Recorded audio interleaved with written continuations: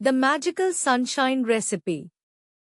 Lily was staring at the vibrant green plant in their living room. Dad, she asked, looking puzzled, plants are alive, but they don't have mouths. So, how do they eat their food? David smiled, seeing her curious mind sparkle.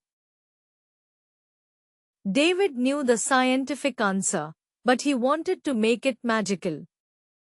He pulled out his phone and asked his AI assistant, "Can you explain photosynthesis to a 10-year-old, but describe it like it's a secret, magical recipe?" The AI instantly brought the concept to life. "Every leaf is a tiny magical kitchen," it explained.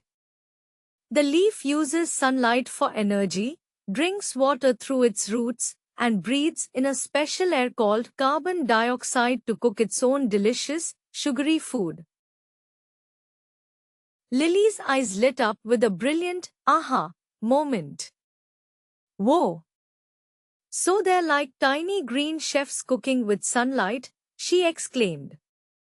The big, confusing science word was now a magical story she would never forget. The magical sunshine recipe.